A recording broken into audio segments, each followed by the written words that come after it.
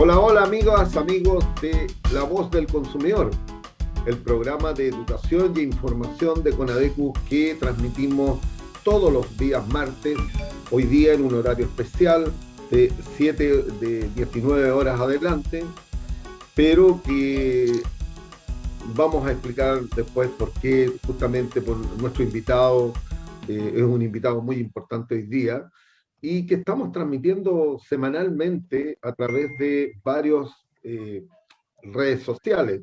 Está conectado hoy día al diario La Batalla de Maipú, eh, Radio Pajaritos FM, Radio El Consumidor de Pucón, las redes de Conadecus, está también las redes personales, Hernán Calderón, presidente de Conadecu, y el perfil personal mío también, que estamos conectados. Y además hemos conectado otras redes sociales que vamos a estar transmitiendo hoy.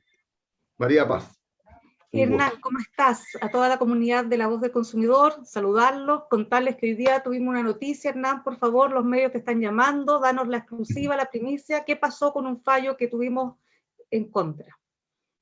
Bueno, hoy día se ha ya salido a la luz pública por varios medios que hemos tenido un fallo en contra de una de las empresas que no compensó a los consumidores por el caso del papel higiénico.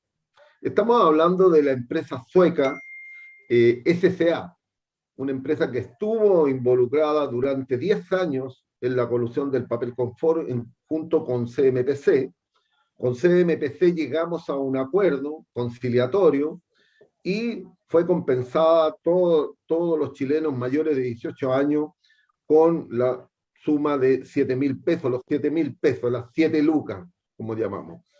Hoy día este fallo, si bien es un mal fallo para los consumidores, nosotros estamos convencidos de que los consumidores deben ser compensados. No puede quedar impune un delito de esta magnitud. Los delitos en contra de los consumidores son parte de lo que provocó la revuelta social. El estallido social del 18 de octubre ocurrió justamente por la cantidad de abusos que se estaban cometiendo en contra de la ciudadanía, en contra de los consumidores en este caso. Y el delito más grave que puede haber en una economía como la nuestra, y que donde lo que promueve es la libre competencia, justamente estas empresas se pusieron de acuerdo para poder fijar precios y poder durante más de 10 años.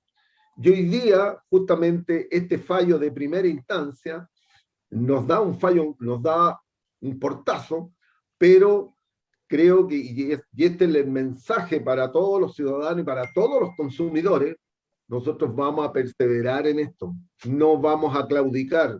Los consumidores no ser compensados en casos de colusiones y en casos de estas malas prácticas, este delito que cometen las empresas en contra de los consumidores.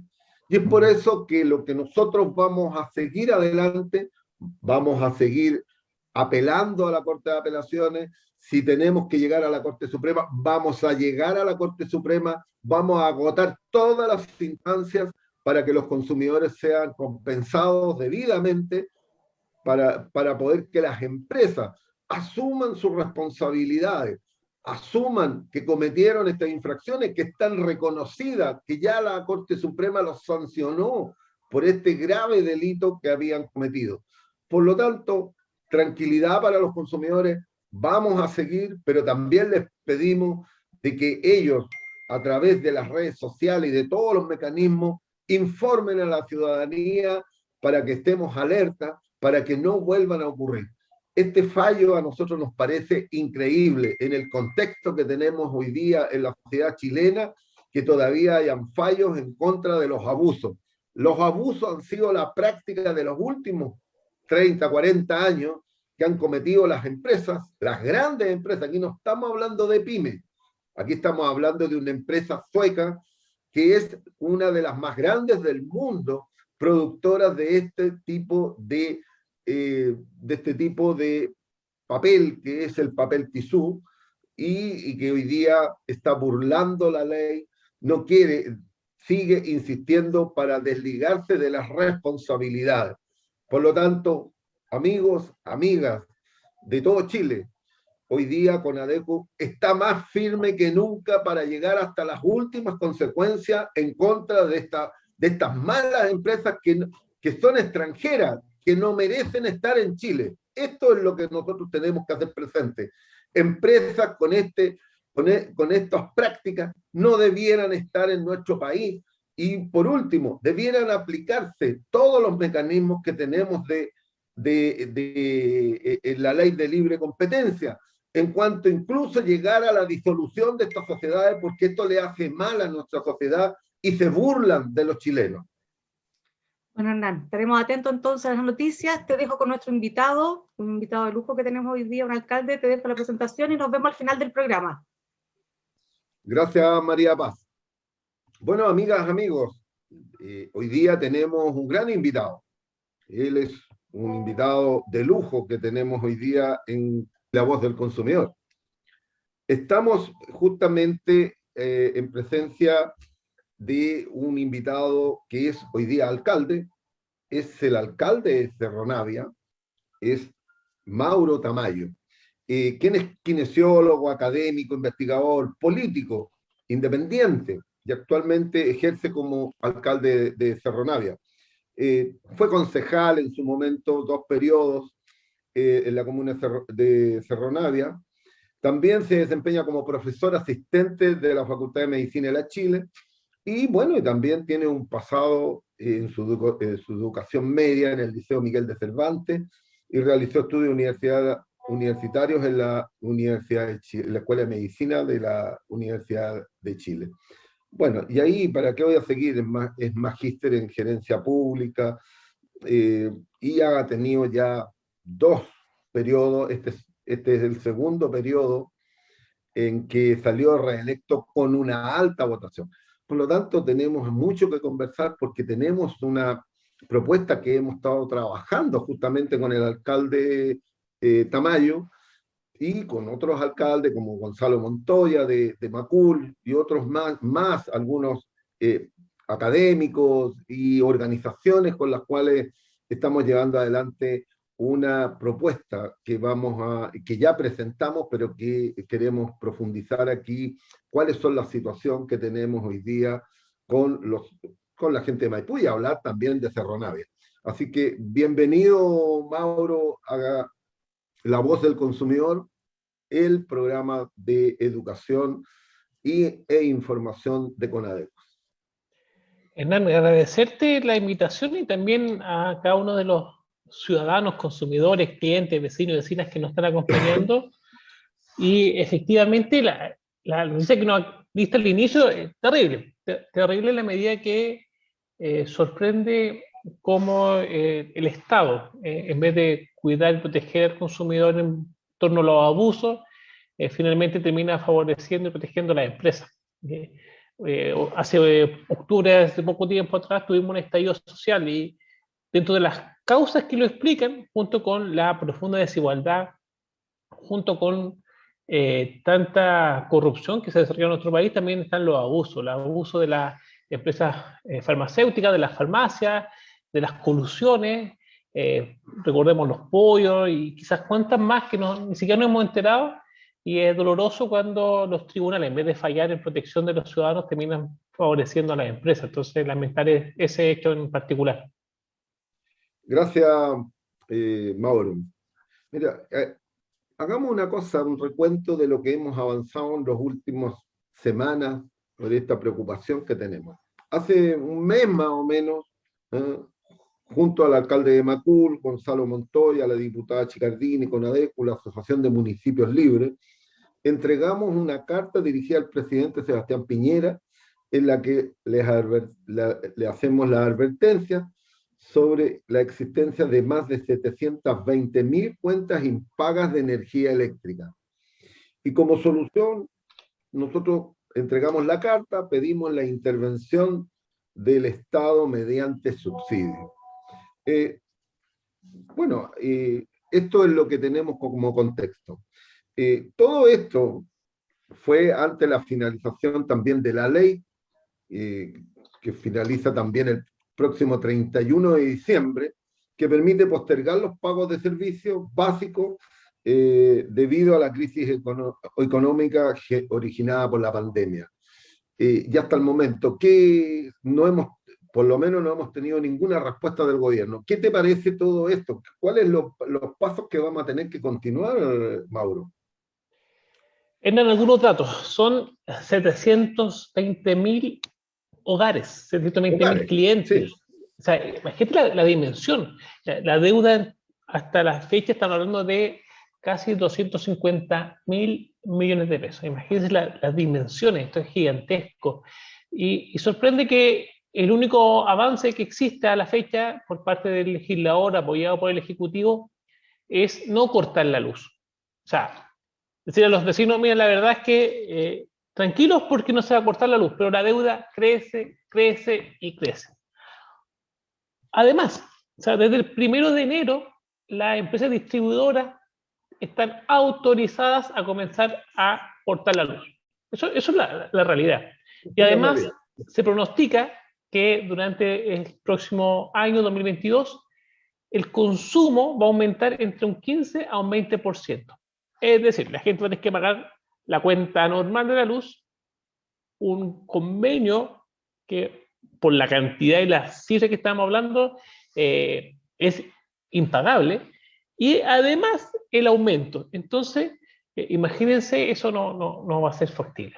Lo que hemos estado haciendo, hablando con alcaldes y alcaldesas de todo el país, los cuales ya están expresando bastante apoyo a esta campaña que vamos a lanzar este jueves con Conadecus y la red de pobreza energética, que agrupa a muchos académicos y personas preocupadas de esta materia, sobre todo porque hoy día la electricidad es tan esencial como el agua potable. Sin electricidad no podremos estar comunicándonos, informándonos, sacando los permisos de salvoconducto de comisaría virtual. O sea, hoy día el pase de movilidad, para saber si es que no tengo COVID, tengo que andar con el teléfono y eso está cargado. Entonces hoy día la energía eléctrica es tan esencial como el agua potable. No obstante, no existen acciones concretas para garantizar este derecho social. De esa forma nosotros proponemos 3 cosas. Primero, suspender los cortes hasta el próximo año.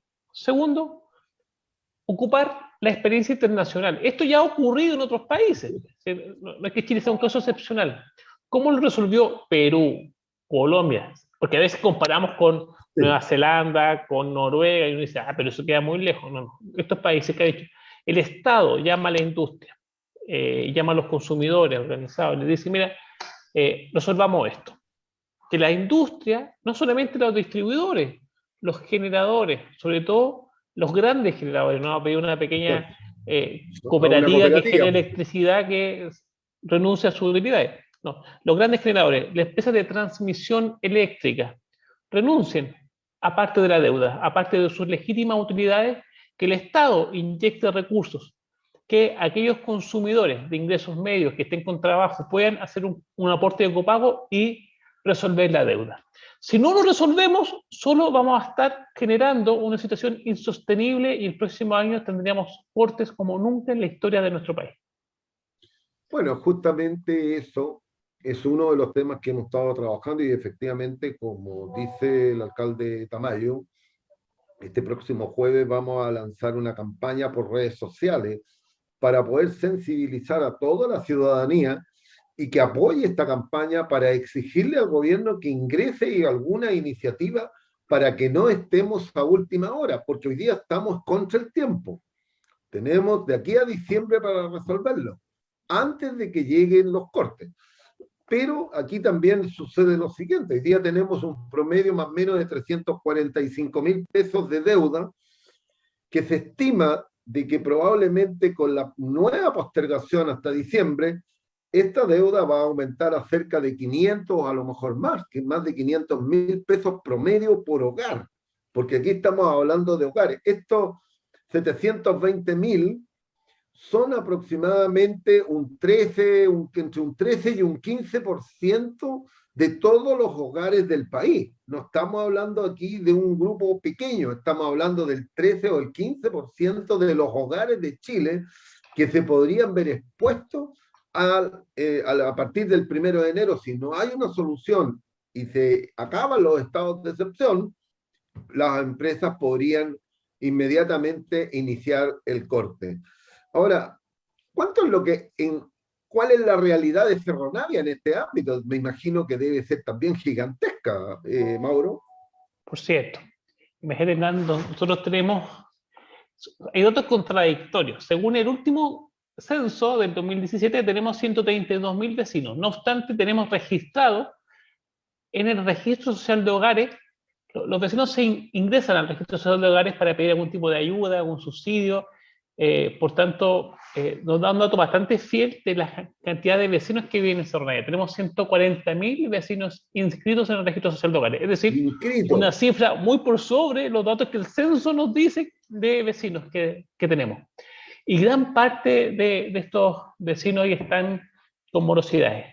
Muchos vecinos, incluso previo a la pandemia, tienen empleos precarios, o sea, viven al día, no es que tengan un contrato, no están haciendo teletrabajo, la gran mayoría ha pasado súper mal, y si no fuera por el 10%, estos pequeños apoyos de bono y de IFE, hubiese sido imposible haber superado esta pandemia como lo están haciendo hasta el día de hoy, pero la situación es muy apremiante.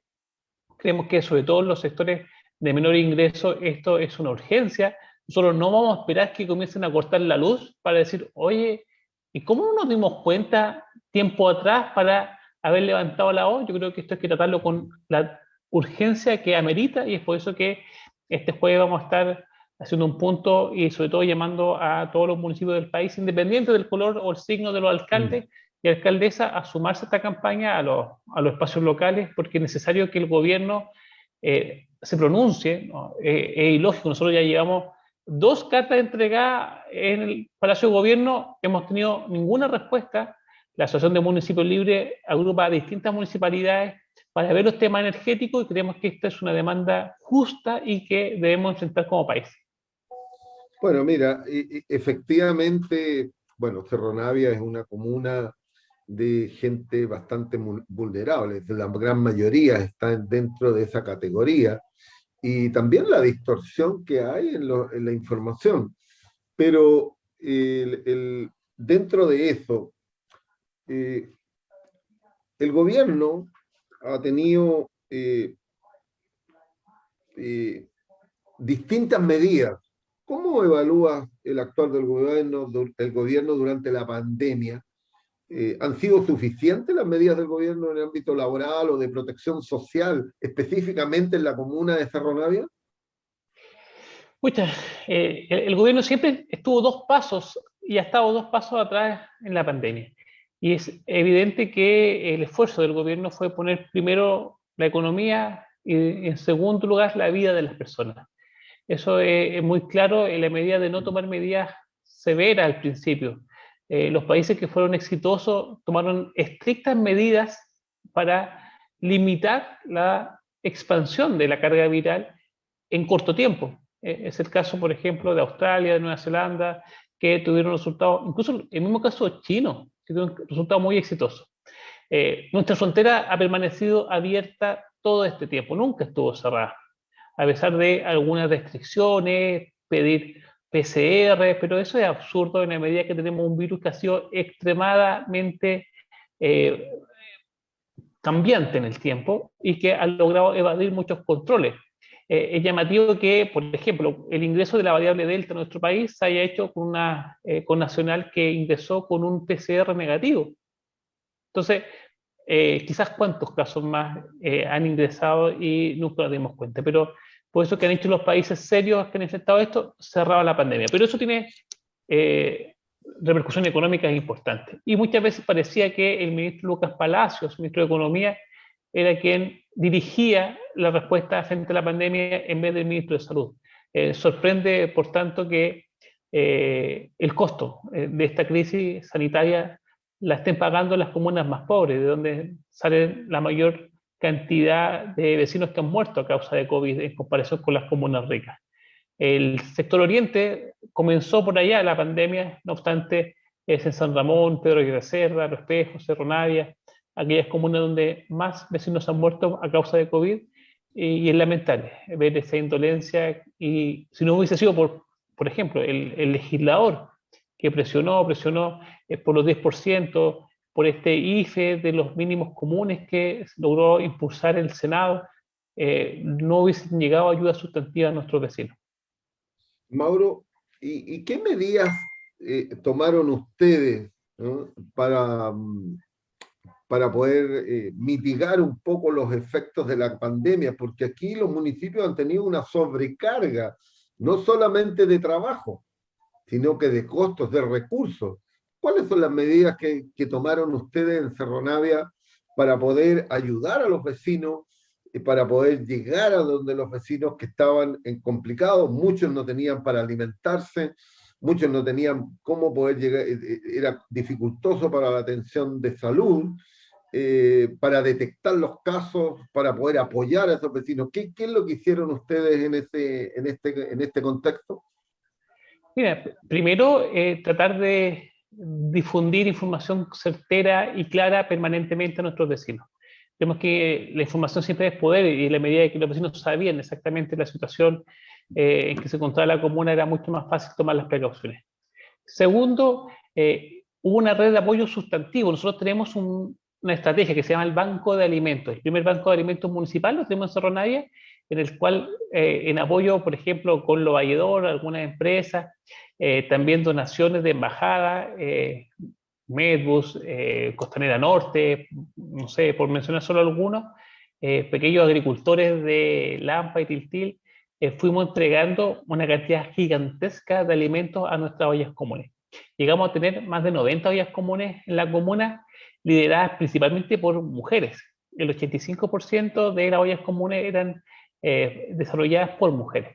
Entonces, pero con mucho apoyo. Imagínate, Chile es un país que está excluido de la cooperación internacional.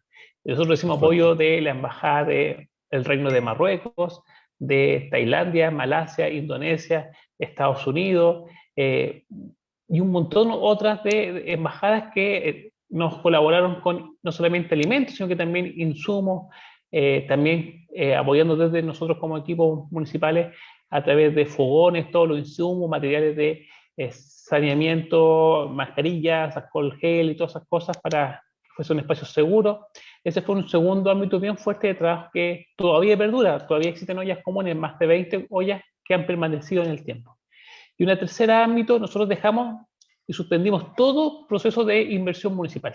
Teníamos con recursos propios, con recursos municipales, proyectos, por ejemplo, de semaforizar ciertos cruces que son muy peligrosos. Los tuvimos que suspender. O recursos que se destinan a las organizaciones comunitarias, lo mismo. Y todo eso para compra de alimentos. Hicimos compras de alimentos en torno al $1.000.000 para poder ir con apoyo. Porque no sé si te recuerdas cuando el gobierno lanzó su estrategia de cajas de mercadería, no era para todos los hogares que necesitaban, no, eran solo para algunos. ¿Y cómo tú le decías a una familia, no sé, que el gobierno no se le olvidó que ustedes existían? Entonces, ¿qué hicimos nosotros? Compramos la compra más grande en alimentos de la historia de nuestra comuna para poder llegar con estas cajas de forma universal a todos los hogares. Y aquel que no la necesitaba nos decía, ¿sabe qué? Entréguese a la otra persona que la necesite más, y eso íbamos haciendo. Pudimos cubrir la comuna 2 veces completa gracias a este esfuerzo que hicimos como comuna. En síntesis, comunicación, ollas comunes muy fuertemente, y apoyo directo a las familias fueron las estrategias que enfrentamos en el ámbito de apoyo social. Y en el ámbito de salud, fuimos generando muy fuertemente programas, por ejemplo, de hospitalización domiciliaria. Esto depende habitualmente de los hospitales. Esto lo hicimos a nivel comunal, para que el vecino que lo requería, en menos de 24 horas le tuviésemos un catre clínico con un concentrador de oxígeno, un tanque en caso de emergencia, y visitas periódicas y videollamadas de equipos de salud. Y así atendimos muchos vecinos. Fortalecer también la atención médica domiciliaria de forma complementaria. Una estrategia preciosa que todavía perdura, que se llama Plan 80. Llamar por teléfono todas las semanas a los vecinos mayores de 80 años para saber cómo están, qué necesitan.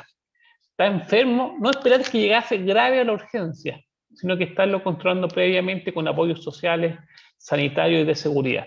Entonces, fuimos fortaleciendo el ámbito sanitario y también el apoyo social para poder enfrentar la pandemia. Mauro, otro de los temas que ha sido bastante grave ha sido la cantidad de personas que quedaron sin trabajo por efectos de la pandemia, porque llegamos a millones de personas que perdieron su fuente laboral. ¿Cómo lo hace un municipio cuando tiene una gran cantidad de su población sin trabajo, sin ingresos, sin ninguna posibilidad de poder retomar su normalidad laboral o familiar? Porque si no tienes recursos, justamente uno de los problemas mayores es que sin recursos no tienes para alimentarte, no vas a tener para pagar servicios, no tienes para pagar los servicios, tampoco para movilizarte, y todo con todas estas restricciones que han habido han acrecentado. ¿Qué medidas, pues, cuál es el impacto que tuvo en Cerro Navia, por ejemplo? Un enorme impacto, por supuesto, porque la situación que sigue siendo muy apremiante.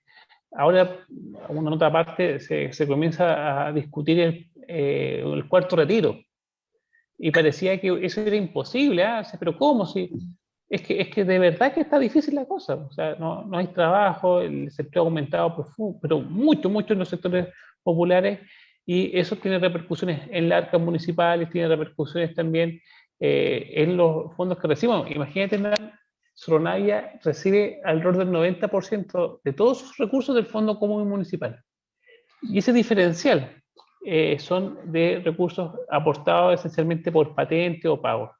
Y los vecinos han estado con muchas dificultades. Ahora salió este bono PYME para reactivar el comercio y también en algunas ferias libres. Pero mucha gente estaba atrasado. Entonces ahí, a última hora, corriendo para ponerse al día, pactar las cuotas, a hacer todo. Nosotros en el Consejo Municipal rápidamente tratando de ayudar a los vecinos. Pero son muchos ingresos que la municipalidad ha dejado de percibir, y es sorprendente que al gobierno le da como exactamente lo mismo, o sea, te juro. Entonces, imagínate, Hernán, que incluso en inversión, porque uno dice, bueno, si desarrollamos algunos proyectos de inversión en la comuna a través de fondos del gobierno regional, bueno, eso activa el trabajo, aumenta la mano de obra requerida y por lo tanto se generan ingresos. El intendente Guevara prefirió financiar a la reina, un proyecto de alrededor de 2.000 millones de pesos, y Cerro Navia nosotros tenemos visto en cartera del gobierno regional casi 6.000 millones y financiaron cero. ¿Por qué? Porque le interesaba, sobre todo en un año electoral, favorecer a sus correligionarios y no donde más se necesita. Entonces, eso es muy doloroso, porque ¿cómo le explico yo eso a los vecinos? Que por no ser del sector político del gobierno de turno, la comuna de Cerro Navia es castigada. Eso no corresponde. Y está bueno ya que cualquiera sea el gobierno, y yo quiero ser muy objetivo en esto, pero, por ejemplo, la Subdere, que administra enorme cantidad de recursos, siempre le ha entregado más aporte a los del mismo color político del gobierno de turno. Eso no corresponde, eso es falta la probidad. Hay que entregar los recursos donde más se necesitan, independiente del color de los alcaldes.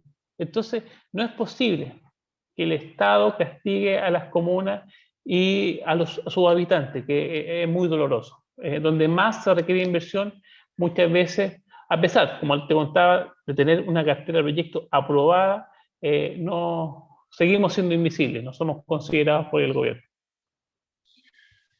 Han habido varias situaciones que precisamente no solamente afecta a los municipios, afecta a los ciudadanos en sí mismos, porque justamente uno de los problemas que ha habido durante la pandemia ha sido el alza sostenida de los precios de los productos, ¿no?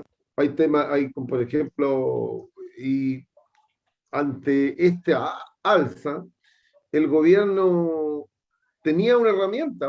En los estados de excepción se pueden fijar precios y nunca la tomó.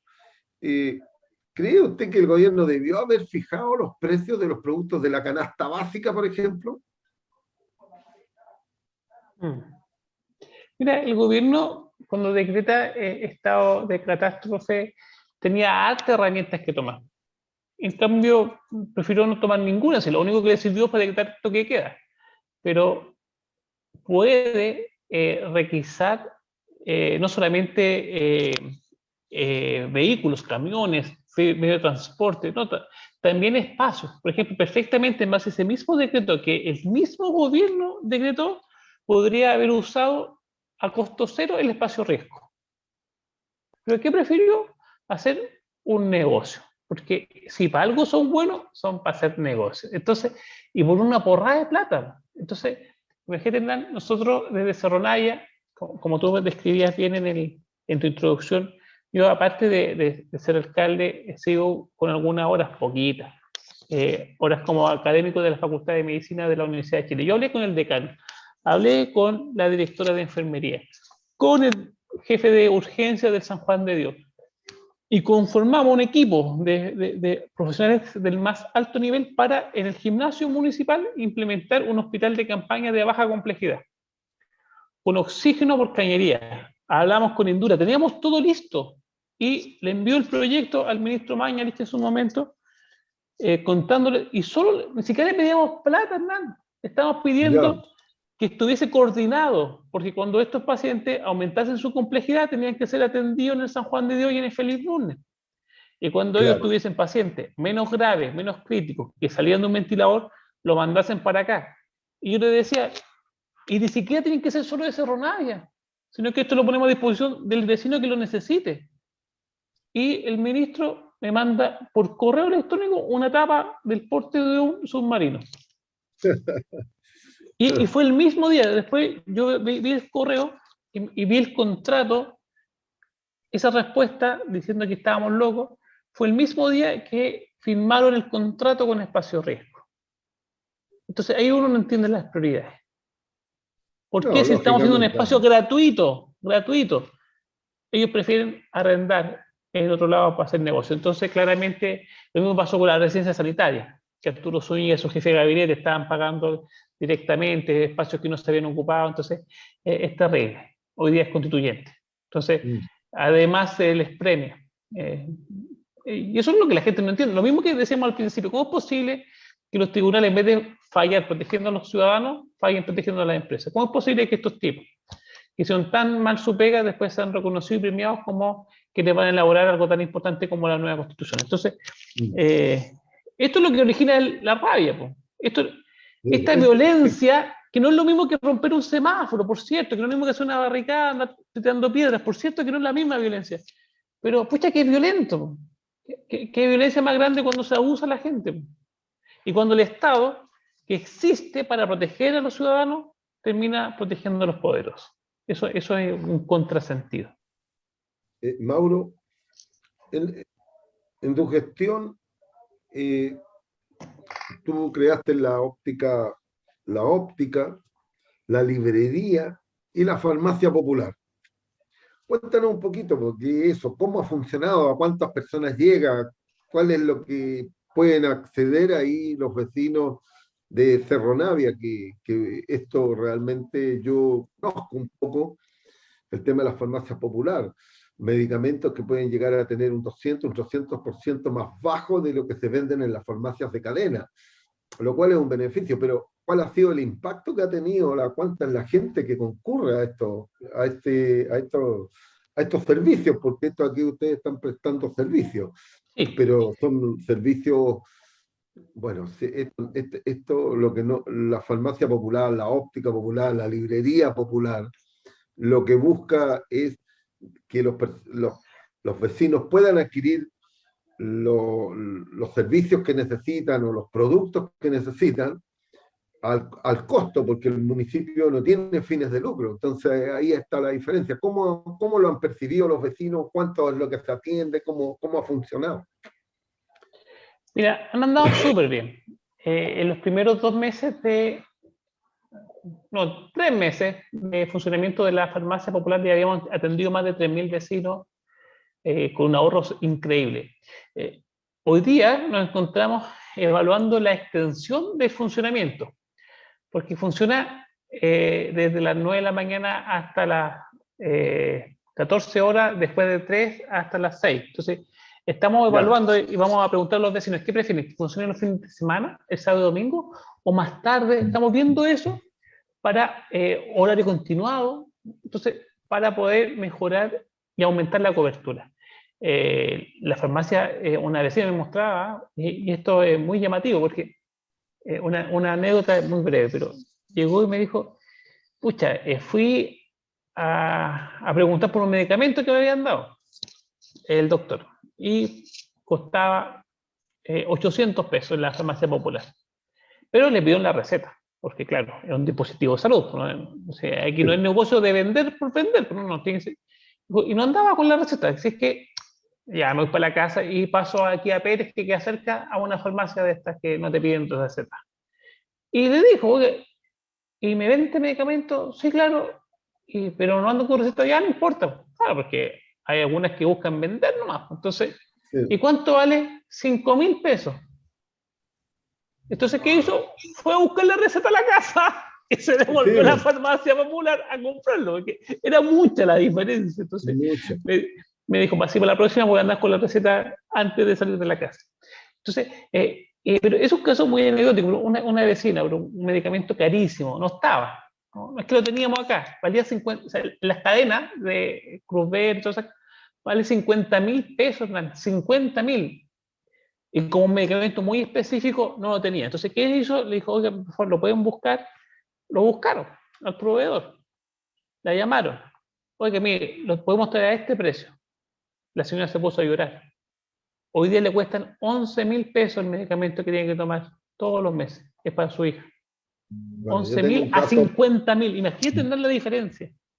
Yo tengo un caso muy cercano, también de un medicamento que en farmacias cuesta 300.000 pesos. Mira.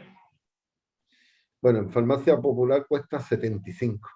O sea, es una tremenda economía. Por eso yo creo que es una muy buena iniciativa, es la única manera de poder terminar con este oligopolio que tenemos en la distribución de medicamentos, con estas tres cadenas que tienen un control de más del 90% de la distribución de medicamentos, y que la farmacia popular está cumpliendo un objetivo importante, que es garantizar el acceso a los medicamentos a un precio razonable.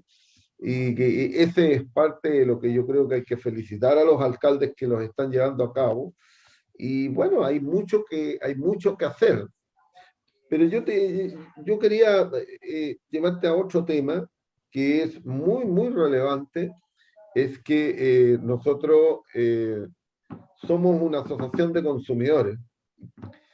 Y uno de los temas que ha estado circulando y que yo he estado pendiente es que, por ejemplo, en España, durante el periodo de pandemia, uno de los temas que han tenido los vecinos y que se han agrupado es para conformar cooperativas de consumo.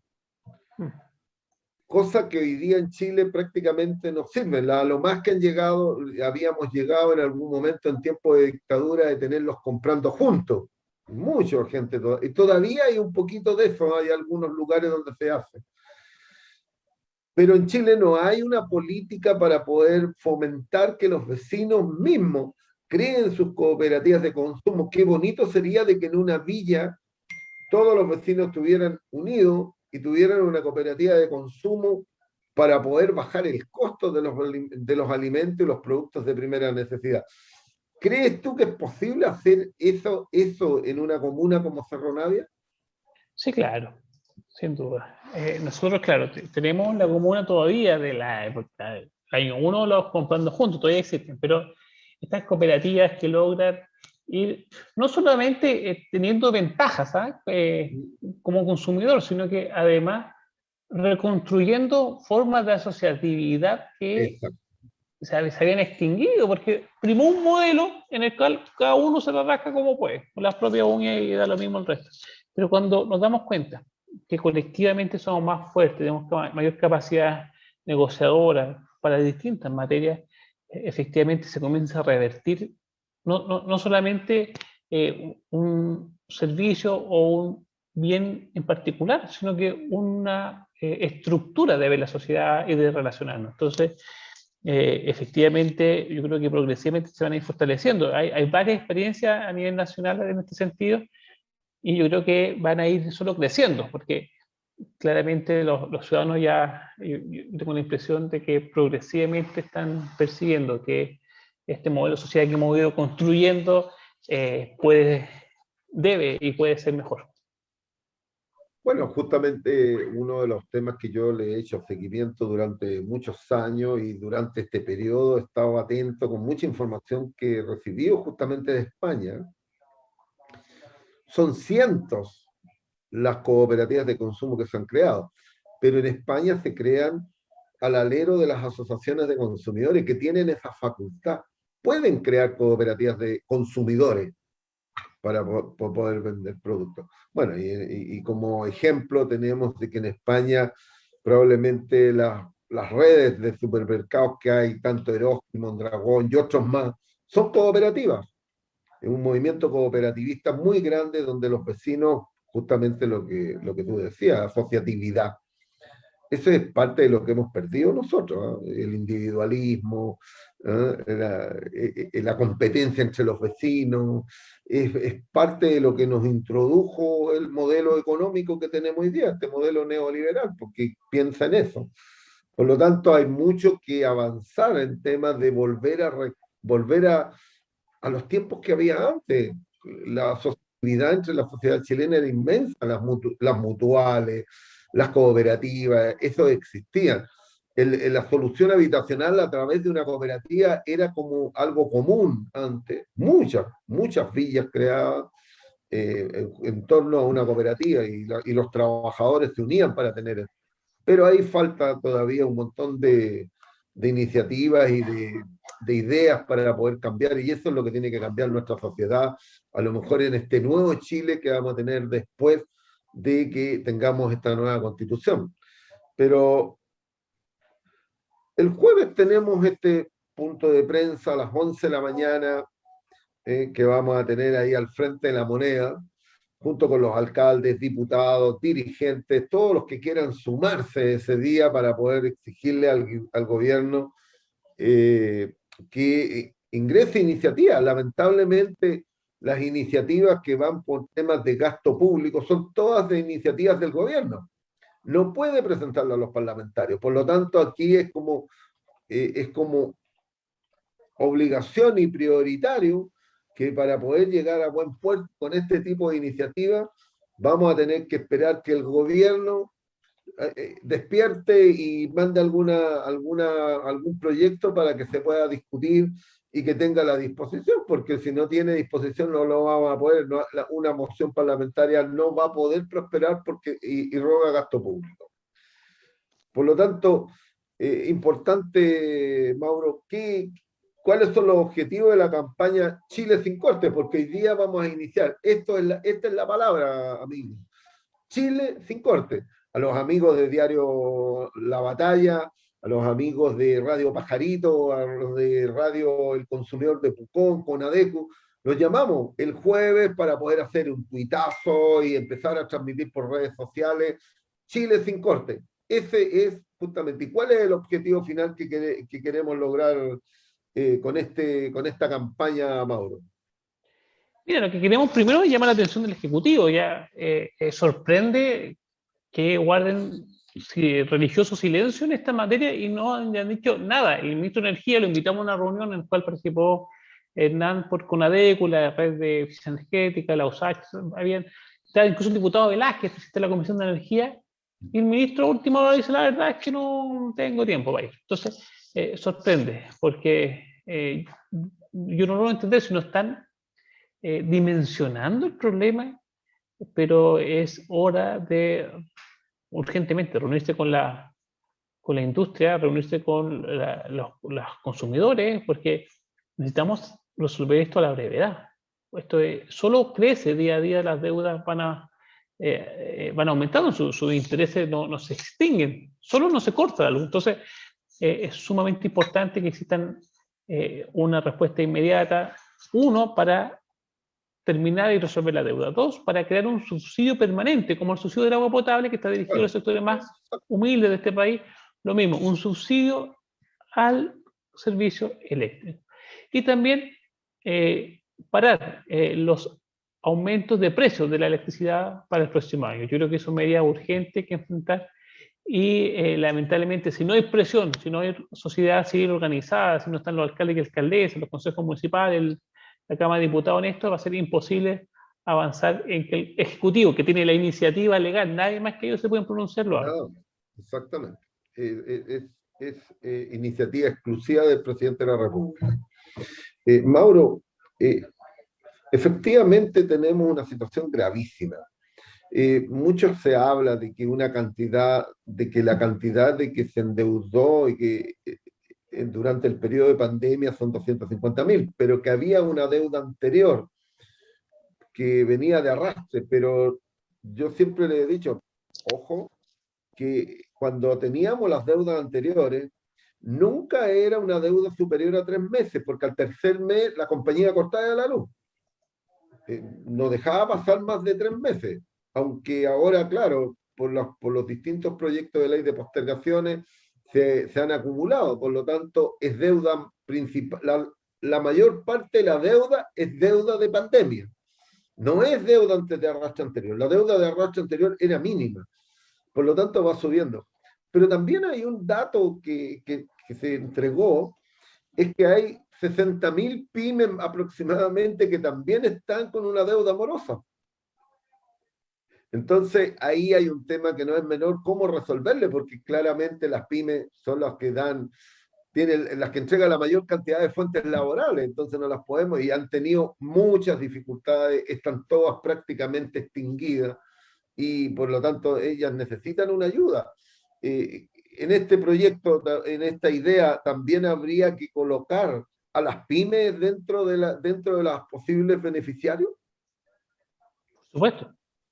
Por supuesto, o sea, esto tiene que buscar distintos tipos de soluciones. Por ejemplo, nosotros, otros documentos que hemos estado analizando, que creemos que debe haber una condonación total, o sea, donde las familias con menor ingreso, aquellas personas que están sin trabajo, ¿cómo le voy a pedir que dé un copago de una deuda que puede ser 2, incluso 3 veces el sueldo mínimo? Es imposible. Entonces, en aquellos sectores de esa situación debiese haber una condonación total y el resto, un porcentaje creciente de copagos en la medida de su capacidad y su poder adquisitivo, pero las pymes claramente debiesen estar consideradas, incluso las MIPYME, porque hoy día la situación está sumamente complicada, si no han habido ingresos, muchas de ellas están al borde de quebrar definitivamente y dejar ya definitivamente cesante a sus trabajadores. Entonces, esa sería la peor respuesta que podríamos dar como país y por eso es que el llamado es urgente al gobierno a pronunciarse en esta materia. Ahora, hay una propuesta. Nosotros desde CONADECU estamos hablando siempre de un subsidio permanente, tú también lo mencionaste, hay que buscar los mecanismos. En el caso colombiano, nosotros lo hemos puesto en la mesa, el tema del caso colombiano, el subsidio colombiano. El subsidio colombiano fue principalmente financiado el fondo con un aumento a los consumidores libres. Ellos fueron los que pagaron el costo, porque claramente ahí entre el consumidor residencial y el consumidor libre hay una diferencia significativa de precio que beneficia a los grandes consumidores, no a los pequeños. O sea, los pequeños son castigados por consumir poco. Nosotros podríamos, si bajáramos el rango para poder declararse consumidor libre, lógicamente que lo haría. Pero ahí hay un tema también que quería yo conversarlo. Bueno, uno de los temas que han planteado ustedes como alcalde, que ha sido y que nosotros en CONADECU también lo hemos planteado, ¿por qué los municipios tienen que pagar como consumidores regulados y no como consumidores libres el consumo del alumbrado público? Que me parece increíble. Ese ya no es un consumidor regulado, ¿no? Los rangos que consume un municipio son gigantescos, pero por un tema de interpretaciones y de una legislación, se considera como consumidor regulado y ha sido batallas completas que han tenido que dar algunos para poder lograr cambiarse a consumidores libres. Claro, o sea, el modelo está hecho lleno de trabas, ha sido súper difícil. Además, como este mercado lo monopolizan los distribuidores. No sé, pues CG te dice, no, la verdad es que sí, es imposible, no te puedes cambiar, porque no te tengo instalado un medidor en cada poste, entonces yo solo estimo el consumo. Entonces eso es como bien ilógico, porque la cantidad de electricidad consumida en el alumbrado público es gigantesca. Nosotros, imagínate, generamos un proyecto de ley que logramos ingresar, patrocinado por una gran cantidad de diputados y diputadas de forma transversal, habían desde Renovación Nacional hasta el Partido Comunista, la transversalidad. Un proyecto de ley para decirle que les pedimos, señor legislador, que le dé el mismo trato que tienen las cárceles al alumbrado público. Quizá un vecino que nos escucha, una persona dice, ¿cómo es eso? Las cárceles, los hospitales, tienen una condición especial en la Ley General de Servicio Eléctrico, que no pueden existir cortes. Es lógico, si una persona está operando, imagínate que corta la luz porque no se pagó la luz. Claro. Se irían los presos. Igual en Valparaíso se lo arrancaron algunos, pero sería masivo. ¿Ah? Entonces, bueno, ¿por qué no damos el mismo trato a los consultorios que están vacunando hoy día, por ejemplo, algo tan importante como las campañas contra el COVID? Imagínate si un municipio tiene alcaldes tan malos como los que vemos hoy día desfilar, afortunadamente, y qué buena noticia, el exalcalde Aguilera en Santiago 1, porque los delincuentes tienen que estar en la cárcel. Imagínate, él por todas estas situaciones no paga la cuenta de la luz. Chile Extra podría ir y cortarle la luz de los consultorios del municipio, del alumbrado público, afectando a los vecinos por la negligencia de un alcalde. Entonces, ¿qué decimos nosotros? Por favor, denle el mismo trato que tienen las cárceles a los consultorios, a los recintos educacionales, al alumbrado público, para que de esa manera no se corte la luz nunca, porque la electricidad, como te contaba al principio, es un derecho social. Y si el alcalde no la paga, bueno, que lo lleven a tribunales, que lo hagan, lo metan preso si quieren, pero que busquen por vía administrativa o judicial el pago de esa deuda y no perjudicando a los vecinos. Entonces, pero efectivamente, en el ámbito de ser cliente libre, pucha, vamos a la CGE, pedimos que puedan sacar resoluciones, pronunciamientos, pero ha sido realmente muy difícil poder transformarnos en cliente libre en las municipalidades. Además que tienes que comunicarlo que te vas a cambiar a cliente libre como un año anticipado. Un año, sí. Un año. Es increíble, las trabas que hay para convertirse en cliente libre. Mauro, la última, o sea, voy a hacerte una pregunta porque nosotros hemos impulsado, además, dentro de las ideas que tenemos para poder bajar el costo de bolsillo de los servicios básicos, hemos dicho, mire, sabe que en Portugal, una de las primeras medidas que tomó fue bajarle el IVA a los servicios básicos, pero ya no estamos hablando solamente de la electricidad, sino que también el agua, telecomunicaciones y gas. Bueno, en Portugal lo que hicieron, el IVA en Portugal es 23%, se bajó al 6%, o sea, los portugueses tuvieron una economía del 17% directo en todas las cuentas de servicios básicos, y esa así va a ser permanente. Por lo tanto, nosotros decimos, ¿cuál es el problema de que en Chile no se pudiera aplicar? Porque además hoy día también tenemos que considerar Internet también es un servicio básico. También es un servicio básico y esencial, porque hoy día, es más, los niños están estudiando por Internet, por lo tanto, necesitan Internet. Más allá de que hoy día no tenemos de que sea un servicio, que haya un servicio garantizado, no, tenemos que adquirirlo, lo compramos los planes, pero ¿qué te parece de que uno debiéramos impulsar también una rebaja general de impuestos a todos los servicios básicos? Sí, claro, y no solamente los servicios básicos, el caso español que tiene un IVA diferenciado a los alimentos. Sí, hay cosas que son elementales para la vida, para la sobrevivencia. ¿Cómo es posible que un kilo de palta en Chile sea más caro que en España? Nuestras paltas, no es que sean en paltas de otro lado, de estas paltas de acá sale más barato que comprarlo afuera. ¿Cómo es posible que, no sé, la cuenta, me acuerdo que mostraron una cuenta, no sé, una persona que compró 10 cosas, paquete de fideos, las compraba allá, te salía, pero un tercio. Entonces, porque, claro, existe una percepción que efectivamente tiene nuestro país. Chile recauda enormemente a través del IVA, porque la gente paga, pide su boleta, ordenar eso. En vez de atacar a los grandes grupos económicos que hacen, pero ilusiones legales, una ilusión que una figura van al supermercado y siguen pagando con un carnet y lo asocian a la empresa, o sea, cosas que son vergonzosas siguen ocurriendo hoy día. Cuando hoy día la cantidad de exenciones no se justifica. Cuando hoy día tenemos multimillonarios, los súper ricos, con patrimonio sobre los 20.000 millones de pesos. Pero cuando se de plantea, dólares. perdón, no, 20.000 millones de pesos, 20 millones de pesos, está bien. Es que yo me acuerdo porque es más que el presupuesto municipal. Son, Ya. y son 9.000 personas nomás en Chile que tienen un patrimonio de esas dimensiones, sobre 20.000 millones de pesos. Y no, se habla de impuestos y dicen, no, pues que eso va a detener la economía. ¿Y a dónde se van a ir? Es que de verdad cuando dicen, no, es que se van a ir con su... ¿Para dónde? Hasta en Estados Unidos, que en la cuna del capitalismo le van a cobrar más impuestos que acá. Entonces, sí, claramente ya ha sido mucho el aprovechamiento y ha sido mucho los abusos y es por eso que es hora de comenzar a corregir y por eso que es tan importante que los vecinos se organicen, los ciudadanos y los consumidores se organicen, nos organicemos y trabajemos día a día incansablemente por terminar con tanta injusticia. Mauro, yo ahora le vamos a decir a María Paz que te va a hacer una pregunta. Yo pensé que me iba a despedir. Hasta luego. Antes de la despedida, ella hace la última pregunta. Sí, hola alcalde, muy interesante toda su exposición. Voy a compartir pantalla porque encontré un Twitter de hace mucho tiempo, el 2014, cuando usted era el director del Senadis, director nacional. Senadis se querella por entrega de productos defectuosos para discapacitados. ¿Qué pasa aquí?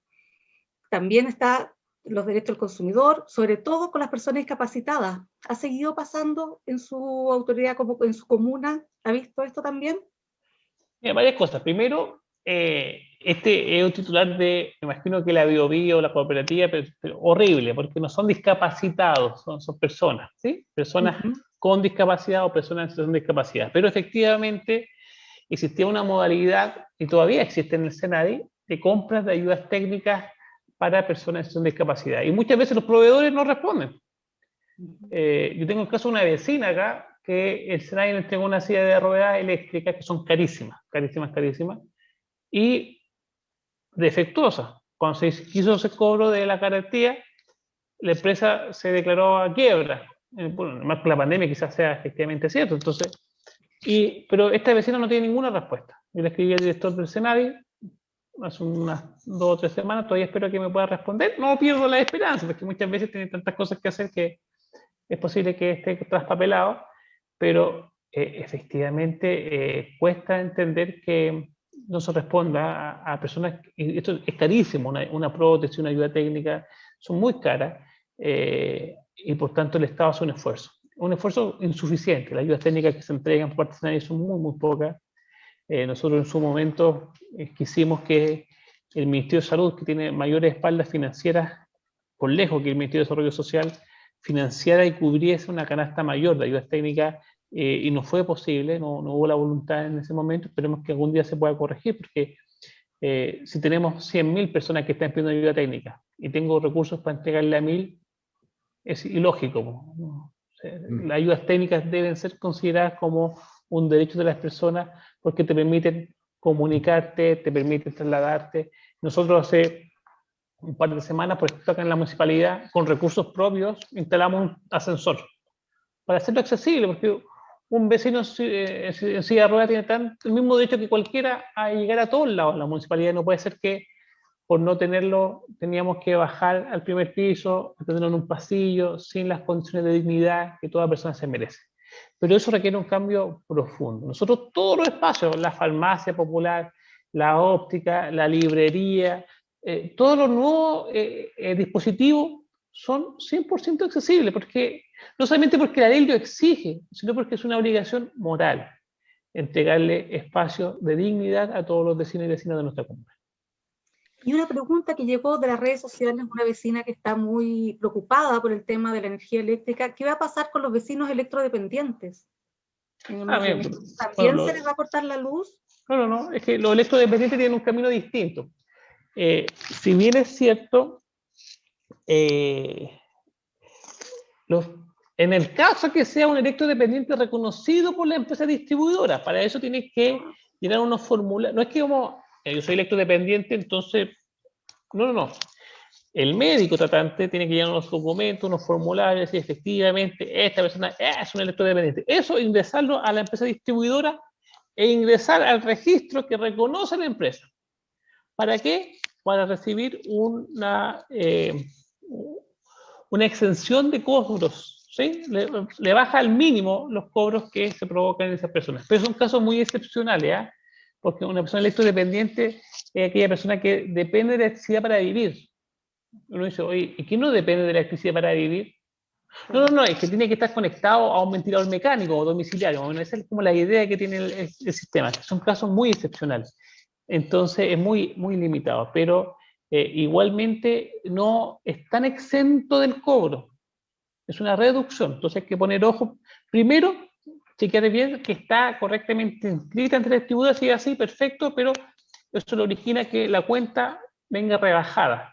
Pero igualmente se puede ir acumulando por no pago de esa cuenta. Entonces, existe el riesgo que igualmente a una persona electrodependiente le corten la luz. El mayor precaución.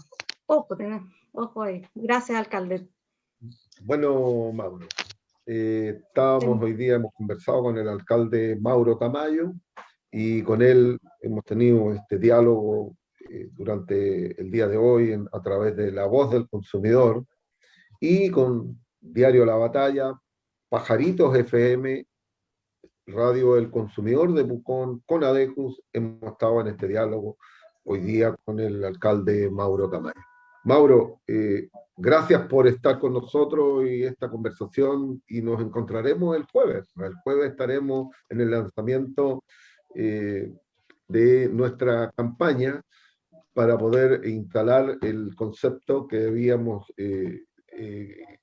escrito, digamos, Chile sin corte. Ahí estaremos. Así es que, Hernán, y a María Paz y a todos los amigos de Conadecus, un tremendo abrazo y nos estamos viendo en una próxima ocasión. Mira, teníamos más de 1000 personas. Había más de 1000 personas hoy día conectadas. Cerró Navia, entonces. Nos vemos el jueves, entonces. Listo, nos vemos. Chao. Adiós. Chao, bien, amigos, amigas, hemos terminado hoy día una nueva edición de La Voz del Consumidor, el programa de Conadecus de información, de educación y también de conversación con dirigentes, actores, hoy día con el alcalde Mauro Tamayo, y nos encontraremos el próximo martes nuevamente en nuestro horario habitual a las 20 horas, como siempre lo hacemos semanalmente. Así que, amigas, amigos, hasta el próximo martes. Chao, chao.